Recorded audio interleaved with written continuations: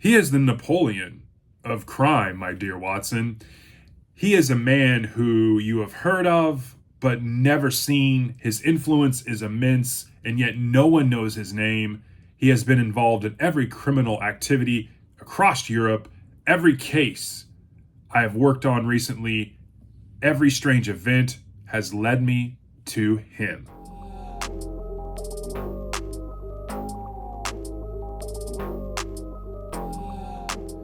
Welcome back to Kevin Toll Reads, where today we are talking Sherlock Holmes and we are talking the tale, The Final Problem.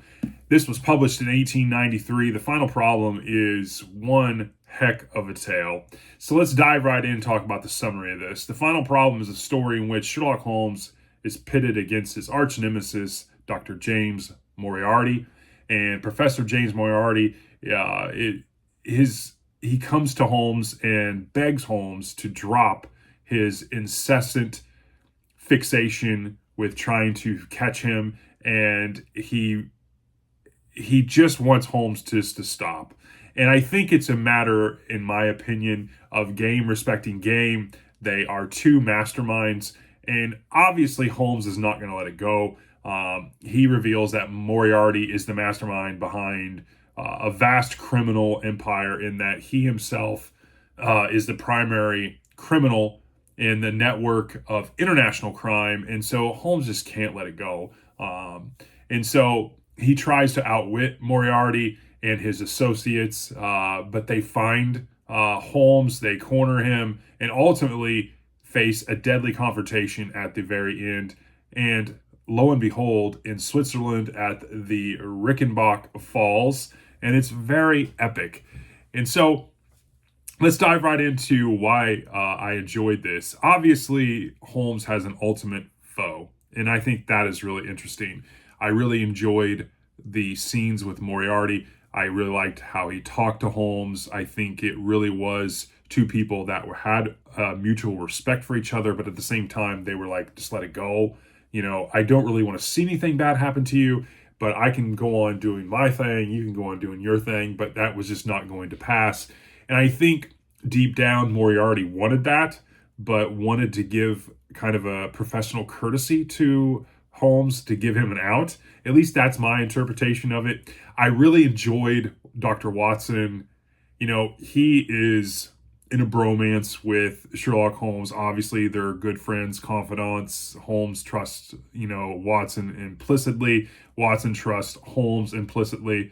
And so Watson, and how loving and kind of reverent he was towards Holmes in this tale, really spoke a lot to their friendship.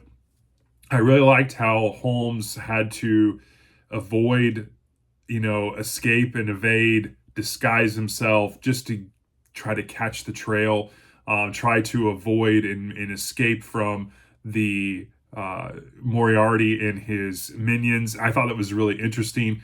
Obviously, it comes to a very, very final confrontation, and I won't get into that because I don't want to spoil anything, but I thought it was really interesting. There's some great excerpts in here. Obviously, one of them is, in an instant, I saw that it was not I who was in danger. It was my dear, dear friend. I rushed to his side, but I was too late. The great detective, the master of deductions, had already fallen into the abyss. And that was Dr. Watson talking about the final confrontation.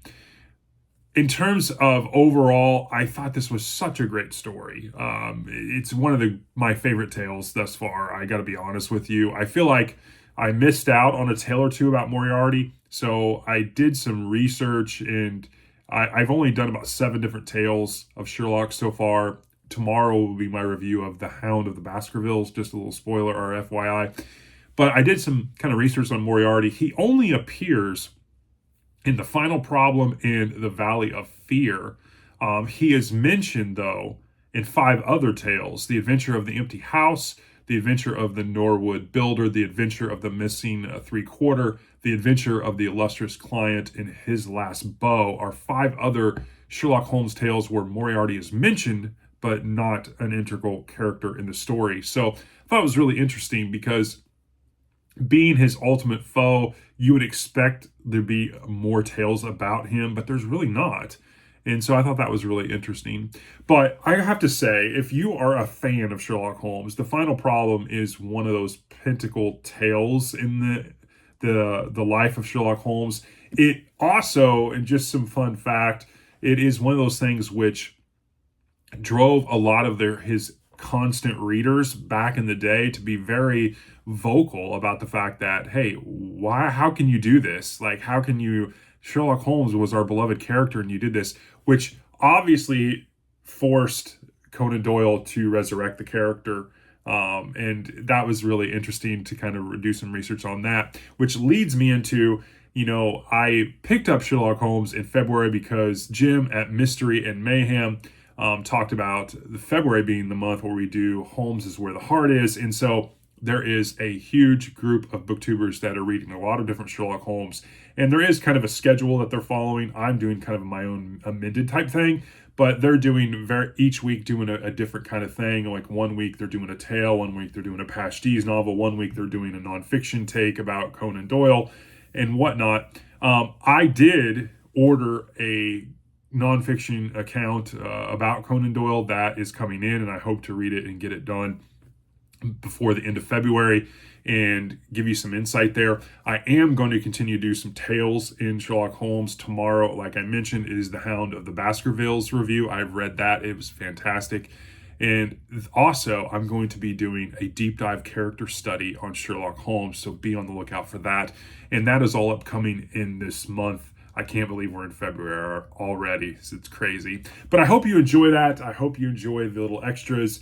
And that is my take on The Final Problem by Sir Arthur Conan Doyle, published in 1893. What a great one. I hope you enjoy this, and I will talk to you all on the next one. Thanks.